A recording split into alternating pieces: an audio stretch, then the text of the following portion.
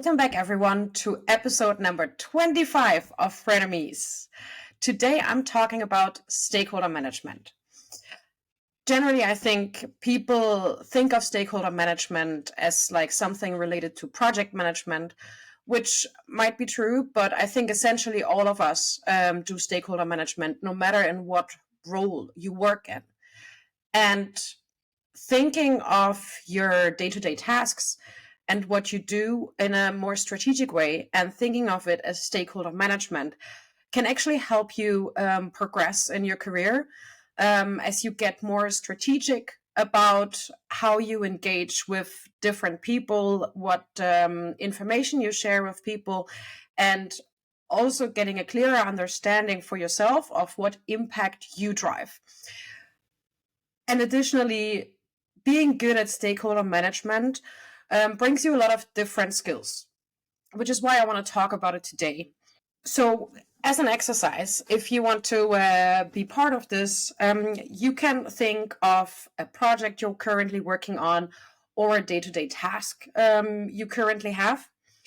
And then basically just map out who in your company and also external stakeholders, if you're, for example, managing an agency, is impacted by that project or by the task you're working on, by your work in general, and who benefits from it. And once you have that list, and you can really think of it in a widespread way. So you can, for example, work on something in, your CRM system, which might, in the first place, when you think of it, only impact this and this many people, but essentially it can also have an impact on the general tech stack you have. So what other departments are in some way impacted by it. Once you have that list, then you can start thinking about how involved are all of these people currently, and how involved should they be in what you're working on. So is, for example, everybody that in some way gets impacted by what you're working on, is each of them actually aware that what you're doing impacts their work as well? And hopefully, of course, in a positive way, right?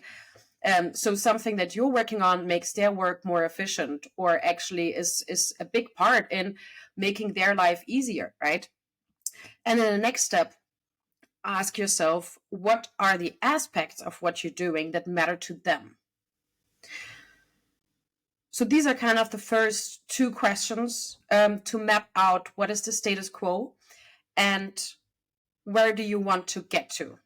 And that is exactly this part I mean with progressing in your career, of course, getting better at communicating. Actually, this is why that is important.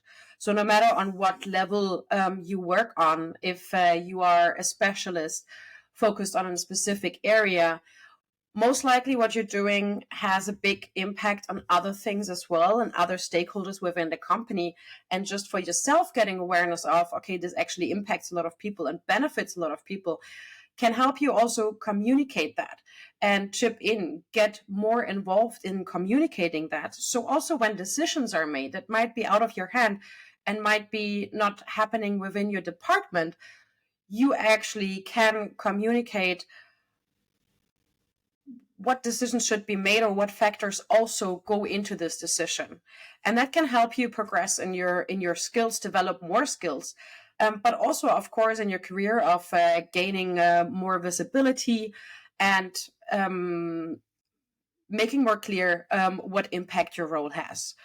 Obviously, ideally, you are aware of what impact your work has, and so is your manager and your colleagues. But still gaining this clarity for yourself can help a lot. And also for you to map out what are actually the things I could get better at and what skills am I missing to do really good stakeholder management. Because stakeholder management is one of these skills that a lot of times get thrown around and get said, yeah, I do stakeholder management, but it is actually something that is very important and that is also expected if you, for example, want to go to the management or leadership level, that you are good at stakeholder management. Because especially in marketing leadership, what you're doing is basically stakeholder management all day long, right? Not only in aligning with other departments, but also in managing your team, managing different channels, campaigns, and all of these things. So it is a really essential skill. The next layer is, of course, how to engage stakeholders. And firstly, you need to decide on the level of engagement and the format. And for me, this is really important. So measuring what stakeholders should be involved and how engaged do they need to be in this project or task. Some stakeholders require just a quick update, especially if we're talking about C-level or other departments.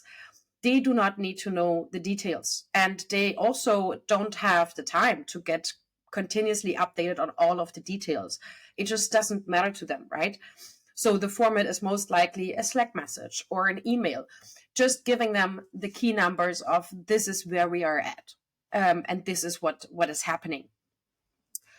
Others need to be informed of the specific details. They need to have a clear overview of the status, how everybody else in the project or in the task is progressing, what are bottlenecks, and so on.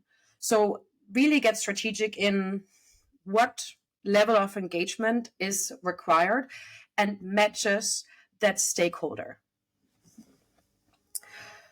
And then set a realistic course of engagement. Because there might be stakeholders that want to be very involved, but they are incredibly busy. They are also involved in a lot of other projects and tasks. So they don't have the time to sit down in meetings with you every week. So even though you might think you want to have this stakeholder very involved, you want them to be completely updated. You might even need their support. You need their approval. Still be realistic about what you can expect of them and in what format you can actually get their attention. Because, of course, the more you expect and the more you ask for, the easier it is to say no. So what I, for example, like to do, especially with incredibly busy stakeholders that have lots of balls to juggle, is to invite them for 15-minute meetings. And a lot of times a 15-minute meeting can cut it. And if the stakeholder says, okay, this was actually really great, I would like to know more, or I want to be more involved, then you can do a follow-up, and that is then a 30-minute meeting. But 15 minutes is not that much to ask of their time. And a lot of times these can also happen over lunch. So you can always find a format that works and that caters to them and still gets what you need at this point of the project and from that stakeholder. Just, of course, be careful when you're choosing a format.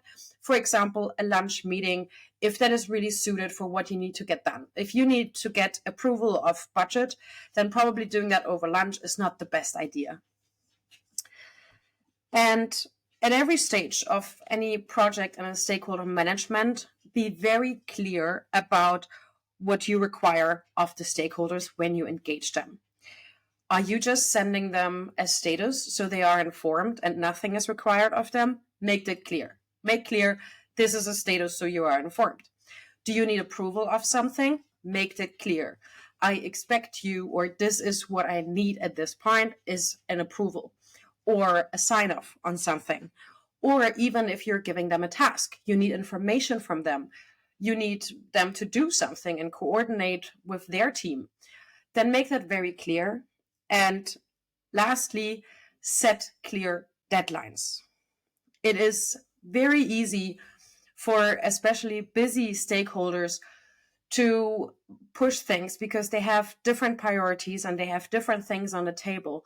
So set a clear deadline. If you need an answer to your email, if you need a sign off, then say, I need to sign off within the next 2 days. So of course, be realistic about the deadlines you set, but do make these very clear because that way you're also holding them accountable.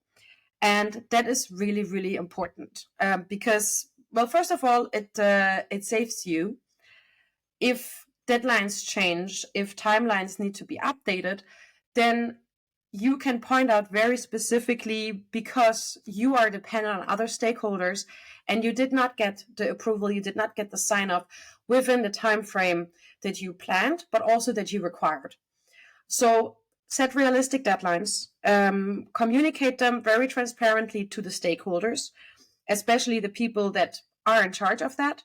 And then that way also manage expectations. So you're making very clear what is expected of every stakeholder and when it is expected. Managing the stakeholders.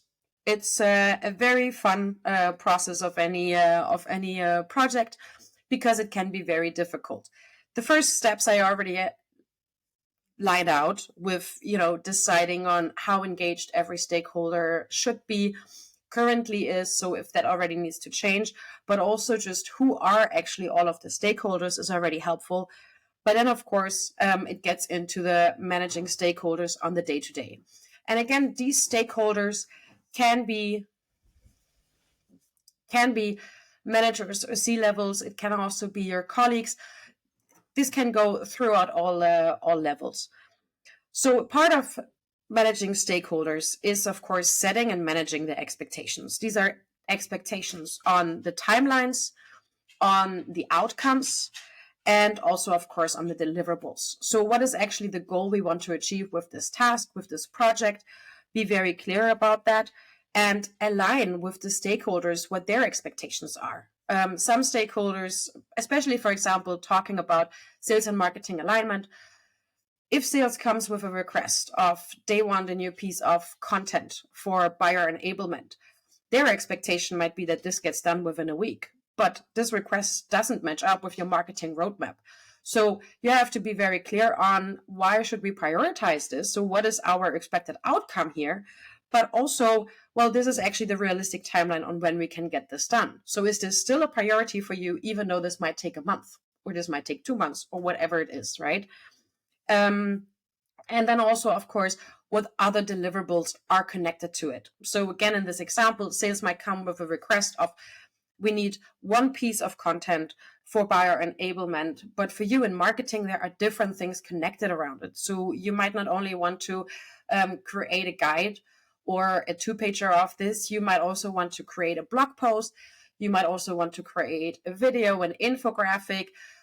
So that needs to be communicated clearly so everybody understands why this process might be taking longer than expected, but also what other pieces are connected around it and what other deliverables. Then you, of course, also part of managing stakeholders is handling feedback and adapting the course of action. Handling feedback can be a very difficult part. And again, it comes down to engaging the stakeholders and making clear how involved stakeholders can and should be and what is expected of them. If you are developing a campaign and you are sharing that campaign plan with the sales leader, for example, and you just want to give them an overview of, this is all of the different things this campaign entails, this is the channels we're going to be on, these are the assets we're going to create and we're going to use in this campaign, then be very clear on, this is just an overview, so you have the information. I do not expect you to give feedback, or you shouldn't say you don't expect them to give feedback, but you should be very clear on, this is what we're planning, and we're not going to adjust this based on feedback. We know what we're doing in this campaign. We know why we planned it the way we did. You, of course, are welcome to give feedback, always, but not all feedback is gonna make us change that campaign. And of course, sometimes there comes very, very qualitative, or very great feedback. So you, of course, have to then adjust and adapt the course of action, right? So sales might say, well, we need to localize this campaign for our different markets. Yes, that makes sense.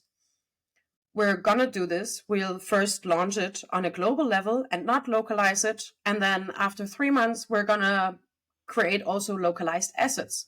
We'll plan this in.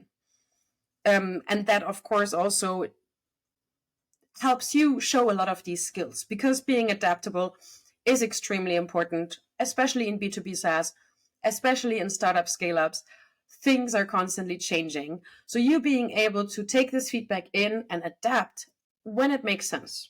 And when there is a lot of validity on the feedback that comes, then it is a very great skill for you to show that you are able to adopt and adjust. And of course, everything comes down to also updating timelines and setting realistic deadlines. Again, this comes back to accountability.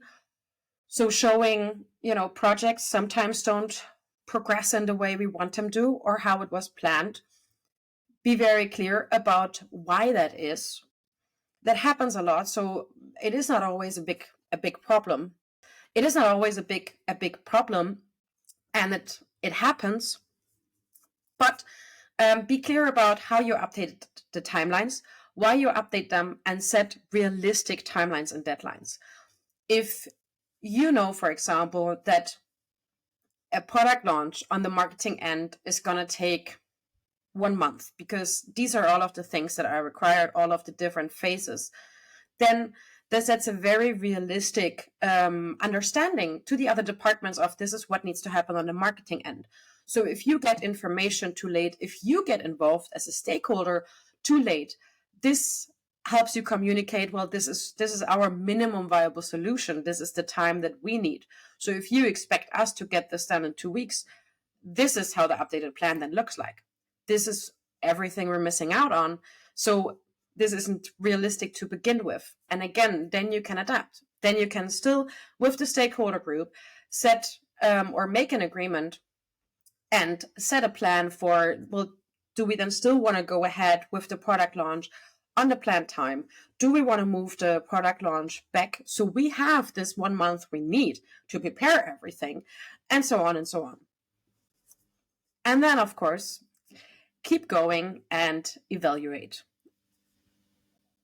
And the evaluation part, a lot of times in project management, which, a lot of work in marketing is project management, is a part that often gets forgotten.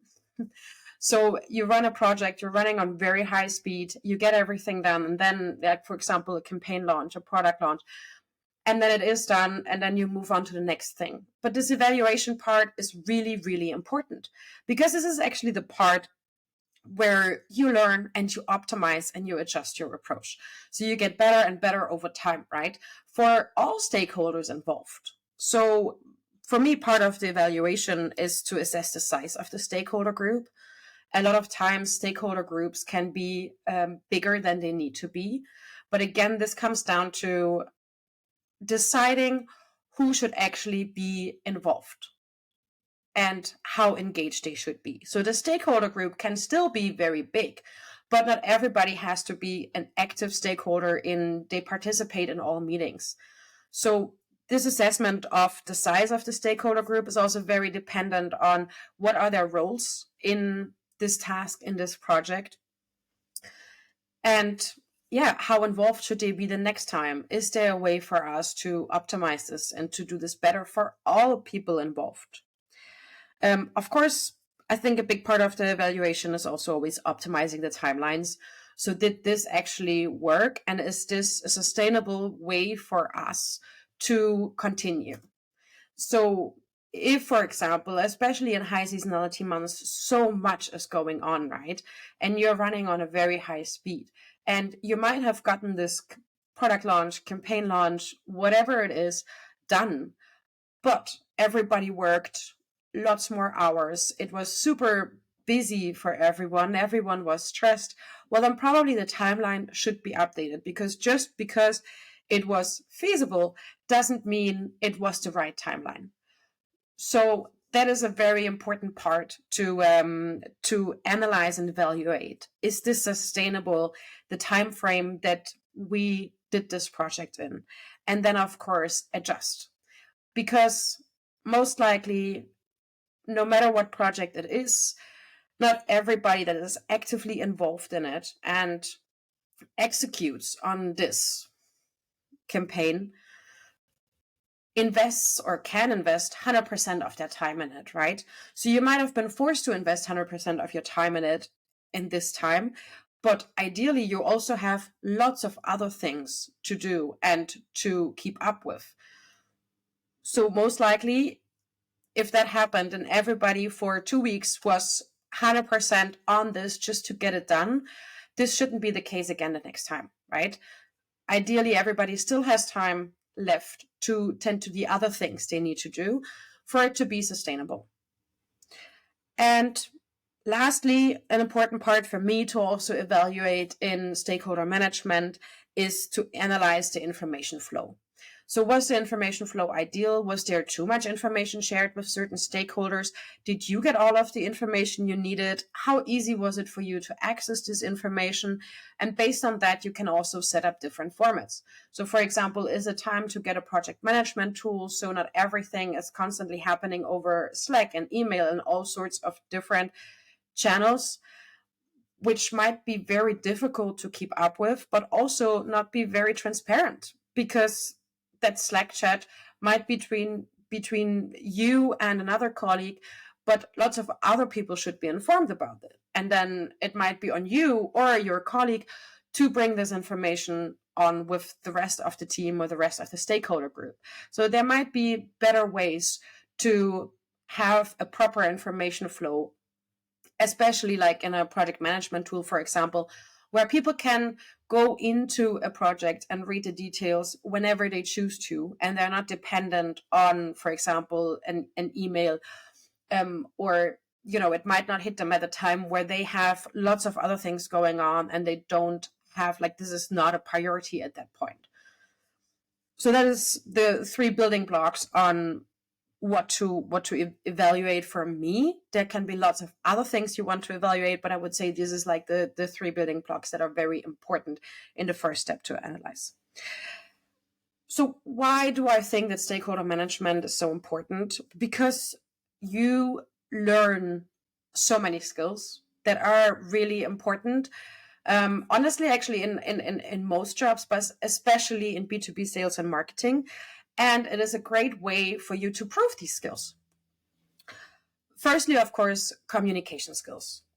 And again, this comes down to, I think for me, actually, stakeholder management is in a lot of ways also something closely connected to having people skills and understanding people. So again, this is what aspects of this project does every stakeholder care about? And this is something you can show with your communication skills of, okay, this person, they are C-level, they don't have very much time. This is not the highest priority on their table right now. So I'm going to keep this short. I'm going to adjust my communication towards them. I'm going to keep this short and straight to the point of these are the aspects they care about.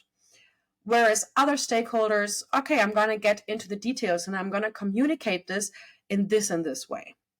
So kind of also connecting to storytelling. So I feel like, for example, this is something you can show in lots of different things. For example, if you're a performance marketing manager and you are showing an overview of how the performance is going, this can be a very big part in it. So if, for example, the CFO asks you about the why spend is up, that is a different kind of story and aspect you want to communicate to them than, for example, to the creative team who created all of the beautiful visuals you're using in the ads, right?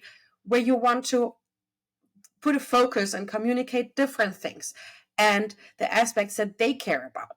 They might not care about how much spend goes into each ad, but they want to see an overall, okay, this is what we see in a tendency. This one is performing better than this one, and so on. So again, thinking about this very strategically can help you communicate the right things to the right people and get more strategic into the storytelling part of even numbers and how you show them and how you communicate them. But of course, also lots of other tasks like projects, campaigns, also in the creative team. Secondly, a skill you learn is accountability and keeping people accountable. And I think accountability is one of these things we all want to see in our colleagues and our managers. So bringing yourself that accountability, but also getting better at holding other people accountable is a key skill. It is a key skill for yourself because when you are accountable, you are reliable, you are responsible. And these are things as a manager I always would want in an employee, right? Somebody, when they say they're going to get it done, they actually get it done. And again, in collaborating, that is also what we want to see in colleagues, right? You want to work with people where you know when they promise they do something, they do it. And ideally, even at the right time and at the deadline that they promised. So that is a really great skill to learn. And the best way, of course, of holding people accountable is setting expectations, what is expected of them and when it is expected of them. You also, in stakeholder management or thinking of the things you're working on as stakeholder management and thinking of it in a more strategic way, learn to be adaptable, to change the strategy of what you're working on if needed. You might also need to change the management style, so of how you manage the stakeholders. Again, gathering learnings of what works with the different stakeholders and showing that you can adjust the course of action. And I think this is a really good skill, especially if you want to progress in your career. You might want to go from specialist to manager.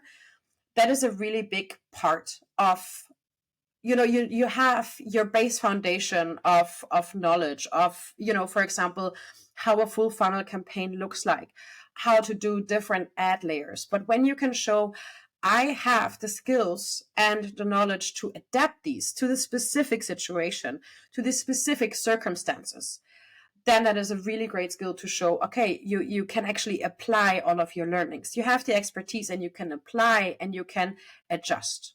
And that is a really key skill, especially if you want to own budgets, you want to own channels, areas. That is key. What you also learn with stakeholder management or thinking of the things you're working on more as stakeholder management is, of course, management skills. Because even though you might not be a manager for employees, you are still managing stakeholders. You are still managing their expectation, setting goals, and ensuring outcomes. So that is very much management. So even though you don't have leadership experience, you learn a lot of management skills through stakeholder management. And of course, you also learn and improve your collaboration skills because you get a group of people together that are engaged in various ways, that are interested in different aspects of what you're working on, and you bring them together, right? You ideally build a foundation of this is why that matters to each of you, which of course is also a very important skill because, well, I think there are very few people, unless you are self-employed, that don't have to collaborate. So collaboration skills are also really important and great skills to develop. So to wrap this up quickly, stakeholder management, for me, a really important part, something you can think of to map out who are actually the people that are involved in your day-to-day tasks or in the things you're working on. And are they aware of it? Are they actually involved? And are they impacted by it? Hopefully in a positive way. And then thinking of it in, engaging the stakeholders, managing them, and evaluating. And really, you can just sit down, map these things out, and then also think about, what are the skills that, I'm learning through this? Can I improve on these skills? Can I learn more there? For example, communication. Am I communicating often enough how what I'm doing has impact, or should I get better at it? Because you take a lot of learnings from this, and improving your skills is always a great way forward. That is it for me today. Next episode, I'm doing a little wrap up of what I have learned in the last 25 episodes of Frenemies, talking about B2B sales and marketing and the alignment between sales and marketing, which I'm very much looking forward to. And I hope you tune in. Bye.